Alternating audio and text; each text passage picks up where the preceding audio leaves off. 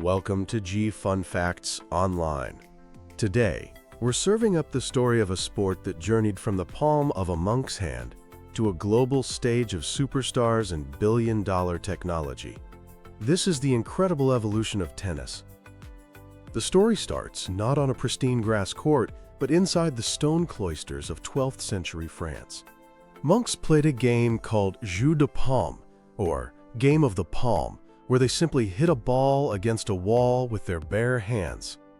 This meditative pastime soon escaped the monastery and became a favorite of the French nobility. Over time, players started wearing gloves, which then evolved into small, paddle-like bats.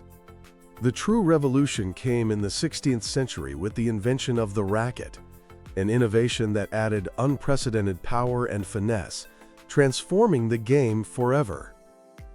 This sport, now known as real tennis, became a symbol of elite culture in France and England. King Henry VIII was a massive fan, and the game was played in grand indoor halls with complex rules and architectural quirks like sloping roofs that were actually part of the court. The game even played a cameo role in the French Revolution.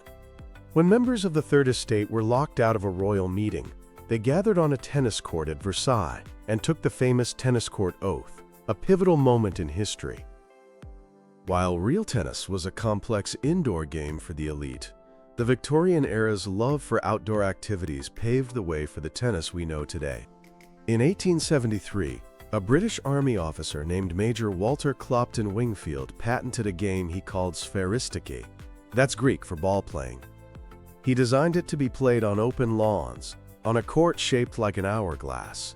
Although similar games existed, Wingfield's patented kit made the sport explode in popularity. The quirky hourglass court didn't last long, though. It was soon replaced by the simple rectangle we see today. A key player in this standardization was the All England Croquet Club at Wimbledon. Seeing the new sport's potential, they set aside a lawn for tennis in 1875. In 1877, they established a set of rules and held their first championship. This small tournament, with just 22 male players, was the seed that grew into the most prestigious event in the sport. At the heart of the professional tennis season are the four pillars of the sport, the Grand Slams. Each one has its own character. First, there's Wimbledon, the cathedral of tennis. It's the oldest major, starting in 1877, and the only one still played on grass, a surface that favors a fast, attacking style. Wimbledon is drenched in tradition, from the strict all-white dress code for players to the royal family watching from the royal box. And of course, there's the strawberries and cream, a tradition since the very first tournament. The courts of Wimbledon have hosted some of the most iconic moments in sports history, like the epic 1980 final between Bjorn Borg and John McEnroe, which featured a legendary 18-16 fourth-set tiebreak, or Andy Murray's emotional victory in 2013, ending a 77-year drought for a British men's champion.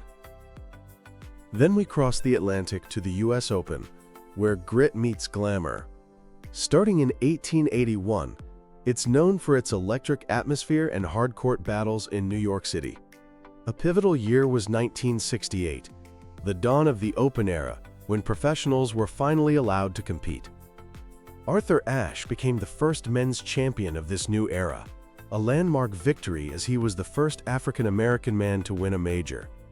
Uniquely, the US Open has been played on 3 different surfaces in its history: grass, clay, and since 1978, the hard courts of Flushing Meadows that define its modern identity as a test of power and endurance. Next, we head to Paris for the French Open, or Roland Garros. This is the world's premier clay court championship and is widely considered the most physically grueling of the majors. The slow, high-bouncing red clay neutralizes big servers and rewards players with incredible stamina and strategy. The long, attritional rallies have crushed the dreams of many greats. Legends like Pete Sampras and John McEnroe never managed to win at Roland Garros. Finally, we travel down under for the Australian Open, affectionately known as the Happy Slam, a nickname coined by Roger Federer. It's the youngest of the majors, dating back to 1905.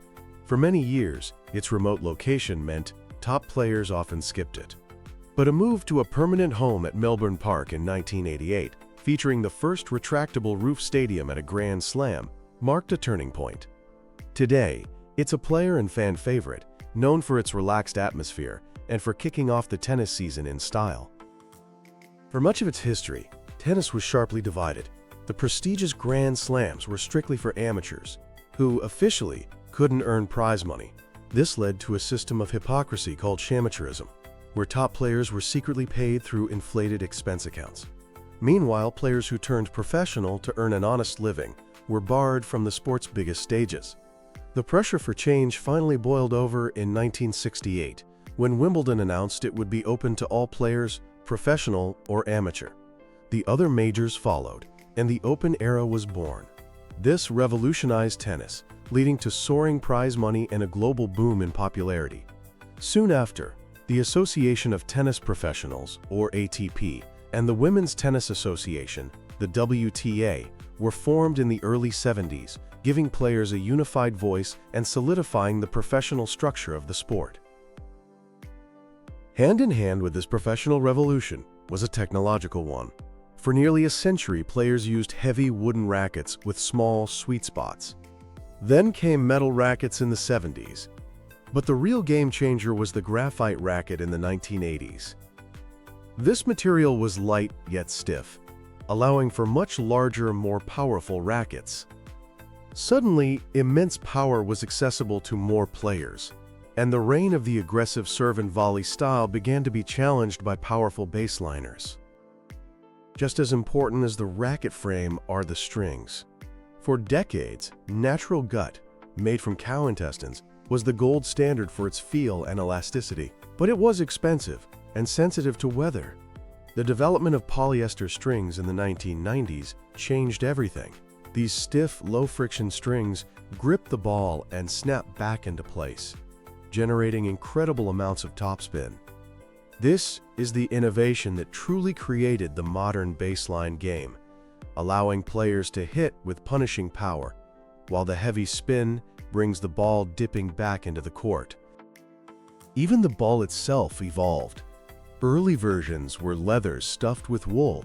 The invention of vulcanized rubber led to air-filled balls, and adding flannel cloth gave them better flight and durability. For decades, these balls were white. But with the rise of color television, viewers found it hard to track a white ball against white lines. So in 1972, the rules were changed to mandate optic yellow balls for better visibility. Wimbledon, ever the traditionalist, was the last to switch, holding out until 1986. These technological shifts created a fascinating evolution in playing styles. In the wood and early metal racket eras, the serve and volley was king. Players like John McEnroe and Pete Sampras would rush the net to finish points quickly. But graphite rackets and polyester strings gave rise to the baseline power game. Players like Andre Agassi and the Williams sisters could dominate from the back of the court with relentless ground strokes. Today, the best players, like Roger Federer, Rafael Nadal, and Novak Djokovic, are complete all-court players. They can dominate from the baseline, but they're also comfortable and effective at the net, armed with a full arsenal of shots for any situation. The history of tennis is also the story of its titans, people like Billie Jean King, who not only dominated on court, but fought for gender equality, famously winning the Battle of the Sexes in 1973 and helping create the WTA. Rivalries defined eras and drew millions of new fans. Think of the fire and ice dynamic between the cool, baseline grinding Bjorn Borg and the fiery, serve and volleying John McEnroe. Or the classic style clash between Chris Evert's steady baseline game and Martina Navratilova's aggressive net play, a rivalry that spanned 80 matches. Venus and Serena Williams revolutionized the women's game with a new level of power and athleticism, inspiring a generation. And of course, the big three, Federer, Nadal, and Djokovic, who who have dominated 21st century tennis, pushing each other to redefine what is possible in the sport.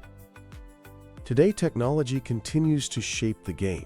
Electronic line calling systems like Hawkeye, first used in 2006, have brought incredible accuracy to officiating, adding a layer of strategy with the player challenge system.